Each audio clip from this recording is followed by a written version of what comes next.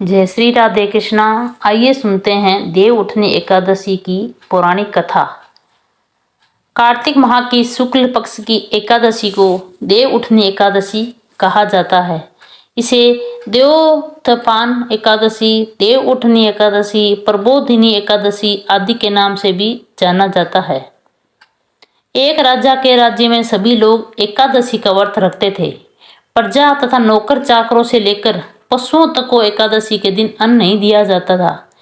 एक दिन किसी दूसरे राज्य का एक व्यक्ति राजा के पास आकर बोला, महाराज कृपा करके मुझे नौकरी पर रख लें। तब राजा ने उसके सामने एक शर्त रखी कि ठीक है रख लेते हैं, किंतु रोज तो तुम्हें खाने को सब कुछ मिलेगा पर एकादशी को अन्न नहीं मिलेगा।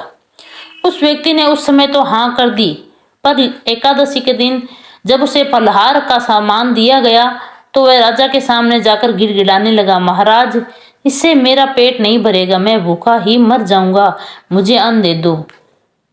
राजा ने उसे शर्त की बात याद दिलाई पर वह अन्न छोड़ने को राजी नहीं हुआ। तब राजा ने उसे आटा, दाल, चावल आदि दिए और नित्य की तरह नदी पर पहुंचाकर स्नान कर भोजन पकाने लगा। जब भोजन बन गया तो वह भगवान को बुलाने लगा, आओ भगवान भोजन तैयार है। 15 दिन बाद अगली एकादशी को वह राजा से कहने लगा कि महाराज मुझे 2 गुना सामान दीजिए। उस दिन तो मैं भूखा ही रह गया। राजा के कारण पूछा तो उसने बताया कि हमारे साथ भगवान भी खाते हैं, इसलिए हम दोनों के लिए ये सामान पूरा नहीं होता। बुलाने पर पीताम्बर धारण किए भगवान चतुर्भुज रूप में आ पहुंचे तथा प्रेम से उसके साथ भोजन करने लगे। भोजनादि करने के भगवान अंतर्ध्यान हो गए तथा वह अपने काम पर चला गया। 15 दिन बाद अगली एकादशी को वह राजा से कहने लगी, महाराज मुझे 2 गुना सामान दीजिए। उस दिन तो मैं भूखा ही रह गया। राजा ने कारण पूछा तो उसने बताया कि हमारे साथ भगवान भी खाते हैं, इसलिए हम दोनों के लिए यह सामान पूरा नहीं होता। यह सुनकर राजा को बड़ा आश्चर्य हुआ। वह बोला, मैं नहीं मान सकता कि भगवान तुम्हारे साथ खाते हैं। मैं तो इतना व्रत रखता हूँ, पूजा करता हूँ, पर भगवान ने मुझे कभी दर्शन नहीं दिए।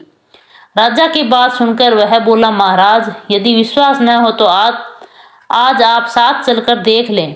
राजा एक पेड़ के नीचे छिपकर बैठ गया। उस व्यक्ति ने भोजन बनाया तथा भगवान को शाम तक पुकारता रहा, परंतु भगवान न आए। अंत में उसने कहा, हे भगवान यदि आप नहीं आए तो मैं नदी में कूदकर प्राण त्याग दूंगा। लेकिन भगवान नहीं आए। तब वह प्राण त्यागने के उद्देश्य से नदी की तरफ बढ़ा। प्राण त्यागने का उनका दृढ़ इरादा जान शीघ्र ही भगवान ने प्रकट होकर उसे रोक लिया और साथ बैठकर भोजन करने लगे। खा पीकर वे उसे अपने विमान पर बिठाकर अपने धाम ले गए। यह देख राजा ने सोचा कि व्रत उपवास से तब तक कोई फायदा नहीं होता जब तक मन शुद्ध न हो। इससे राजा को ज्ञान मिला और वह भी मन से व्रत उपवास करने लगा और अंत में स्वर्ग को प्राप्त हुआ। बोलो विष्णु भगवान की जय हो, एकादशी मैया की जय हो। जय श्री राधे कृष्णा। आज आप सुनेंगे देव उठनी एकादशी की दूसरी व्रत कथा।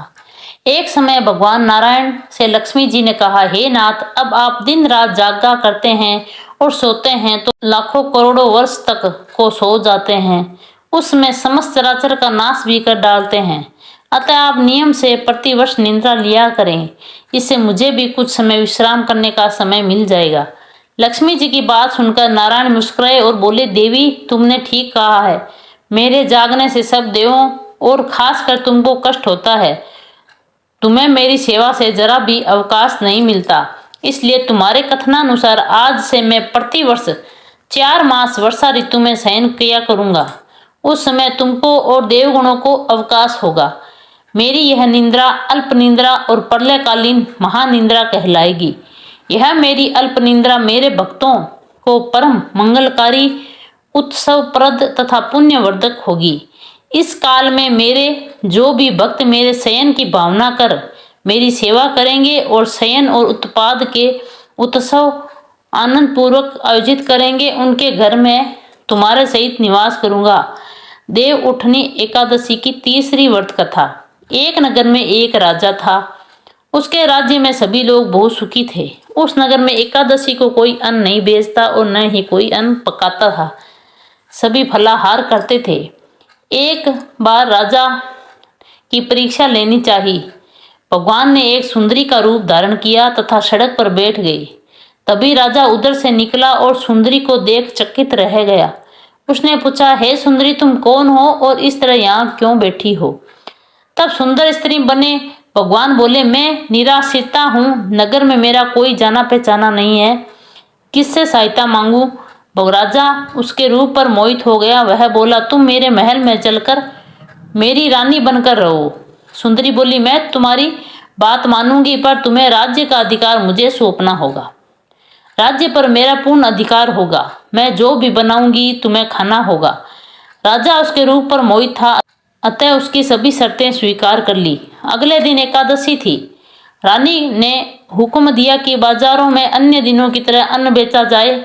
उनके घरों में मांस मछली आदि पकवाएं और परोस कर राजा से खाने के लिए कहा। यह देखकर राजा बोला, रानी, आज एकादशी है, मैं तो केवल फलाहार ही करूंगा। तब रानी ने शर्त की याद दिलाई और बोली, या तो खाना खाओ, नहीं तो मैं बड़े राजकुमार का सिर काट दूंगी। राजा ने अपनी स्थिति बड़ी रानी से कही तो बड़ी रानी बोली, महाराज, धर्म न छोड़ो, बड़े राजकुमार का सिर दे दो। पुत्र तो फिर मिल जाएगा, पर धर्म नहीं मिलेगा। इसी दौरान बड़ा राजकुमार खेलकर आया। माँ की आंखों में आंसू देखकर वह रोने के कारण पूछने लगा, तो माँ ने उसे सारी बात बता दी। तब वह बोला, मेरा अपना सिर देने के लिए तैयार हूँ। पिताजी के धर्म की रक्षा होगी, जरूर होगी। राजा दुखी मन से राजकुमार का सिर देने को तैयार हुआ तो रानी के रूप में भगवान विष्णु ने प्रकट होकर असली बात बताई। राजन, तुम इस कठिन परीक्षा में पास हुए। भगवान ने प्रसन्न मन से राजा से वर मांगने को कहा तो राजा बोला, आपका दिया सब कुछ है, हमारा उद्धार करें। उसी समय वहां एक विमान उतरा। राजा ने अपना राज्य पुत्र को सौंप दिया और विमान में बैठकर परम धाम को चला गया। बोलो विष्णु भगवान की जय, लक्ष्मी मैया की जय हो, एकादशी मैया की जय हो, सर्व देवी देवताओं की जय हो।